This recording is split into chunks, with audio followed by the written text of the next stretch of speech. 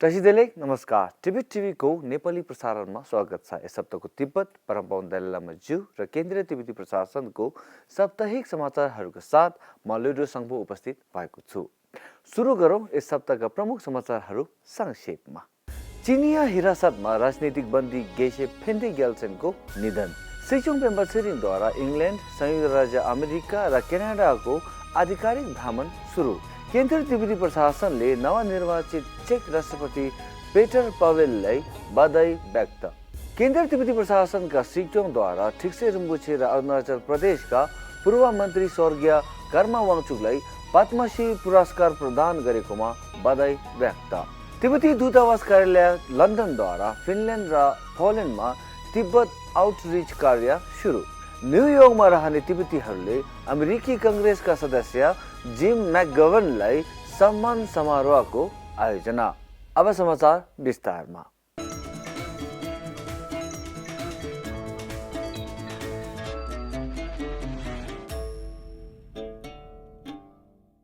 गत मार्चदेखि लिथाङ काउन्टीको प्रहरी चौकीमा रहेका ग्योङपा गाउँका 56 वर्षीय प्रख्यात तिब्बती भिक्षु गेशे फेन्डे ग्याल्सेनको स्वास्थ्यका कारण 26 जनवरी 2023 मा निधन भएको खबर आएको छ।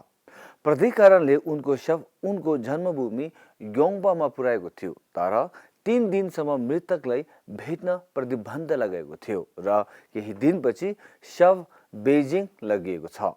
स्रोतका अनुसार गेशे फेन्डे ग्याल्सेनलाई 2022 मार्चमा स्थानीय अधिकारीहरूले मनमानी ढङ्गले पक्राउ गरी जन्मकैदको सजाय सुनाएको थियो।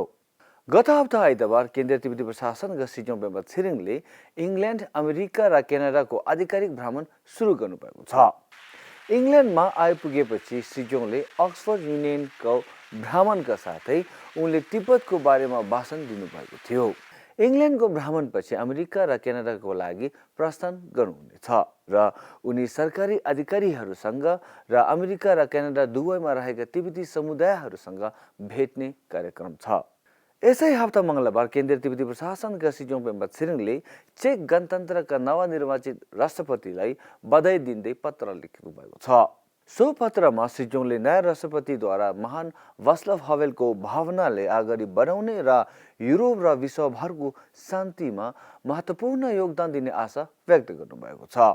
उपसभामुख डोमा छिरिङले पनि चेक गणतन्त्रका नवनिर्वाचित राष्ट्रपति महामहिम पेत्र पावेललाई राष्ट्रपति निर्वाचन विजय भएकोमा बधाई पत्र लेख्नु भएको छ। सो पत्रमा उनले परमपावन ज्यू र पूर्व राष्ट्रपति वास्लाव हावेलको बीच रहेको जीवनभरको मित्रताले तिब्बत र चेक गणतन्त्रलाई धेरै नजिक ल्याएको छ र चेक गणतन्त्रले मानव अधिकार, सत्य र मर्यादाको मूल्य मान्यताले कायम राख्दै वास्लाव हावेलको विरासत र परम्परालाई निरन्तरता दिने आशा राखेको बताउनु भएको छ। केन्द्रीय तिब्बती प्रशासनका सिचुङ पेम्बा छिरिङले 25 जनवरीमा प्रतिष्ठित पद्मश्री पुरस्कार प्रदान गरेकोमा ठिक्से गुम्बाका वर्तमान प्रमुख ठिक्से खेम्बु रिम्पुछेले बधाई पत्र लेख्नु भएको छ र उनको उत्कृष्ट परोपकारी योगदानलाई गर्व रहेको बताउनु भयो। त्यसै गरी सिचुङ पेम्बा छिरिङले आफ्ना स्वर्गीय पिता तथा पूर्व मन्त्री श्री कर्मा वाङचुकलाई पद्मश्री प्रदान गरेकोमा अरुणाचल प्रदेश सरकारका कार्मिक तथा आध्यात्मिक विभागका अध्यक्ष श्री जाम्बे वाङदीलाई बधाई पत्र लेखी पद्मश्री पुरस्कार उहाँको बुबाको उत्कृष्ट सेवाको र स्थायी विरासतको मान्यताको लागि उपयुक्त श्रद्धाञ्जली हो भन्नुभएको छ। तिब्बती दूतावास कार्यालय लन्डनका प्रतिनिधि सोनाम फ्रासीले तिब्बती स्वतन्त्रता आन्दोलनका लागि सरकारी र नागरिक समाजको समर्थन जुटाउन 23 देखि 28 जनवरीसम्म हेलसिङ्की र वार्सोवाको भ्रमण गर्नुभएको छ। आफ्नो भ्रमणको क्रममा तिब्बत कहिले चीनको हिस्सा नरहेको र चिनिया सरकारलाई परमपावन ज्यूको पुनर्जन्म प्रक्रियामा हस्तक्षेप गर्ने अधिकार नरहेको केन्द्रीय तिब्बती प्रशासनको 2 मुख्य सन्देशहरूबारे बताउनु भएको छ। भेटघाटको क्रममा प्रतिनिधिले औपनिवेशिक बोर्डिङ स्कुलहरू, अनाधिकृत डिएनए सङ्कलन, उत्प्रेरित अन्तर्जातीय विवाह र हान चिनिया मानिसहरूको बसोबास र तिब्बतमा वातावरणीय विनाश सम्बन्धी वर्तमान तिब्बती चिन्ताहरूबारे हाइलाइट गर्नुभएको छ। अमेरिकी काङ्ग्रेसका सदस्य जिम मैकगवर्नलाई तिब्बतीकरणको अटल समर्थनको लागि 19 जनवरीमा न्युयोर्क स्थित तिब्बती सामुदायिक फुन्चोक देशी हलमा सम्मानित समारोह मनाएको थियो। तिब्बती सङ्घका अध्यक्षहरू, तिब्बती संसदहरूका सदस्यहरू, उत्तर अमेरिकाका प्रतिनिधि डाक्टर नवगिल चुटुब र तिब्बतका लागि अन्तर्राष्ट्रिय अभियानका उपाध्यक्षले अमेरिकी कङ्ग्रेसमा तिब्बतलाई लामो समयदेखि समर्थन गरेकोमा अमेरिकी कङ्ग्रेसका सदस्य जिम मैकगभनलाई धन्यवाद व्यक्त गर्नुभएको छ। कङ्ग्रेसका सदस्य जिम मैकगभनले आफ्नो सम्बोधनमा न्यायपूर्ण कारणको लागि आफ्नो र सदनको समर्थन अटल रहेको बताउनुभयो र निरन्तर समर्थनको लागि आश्वासन पनि दिनुभयो।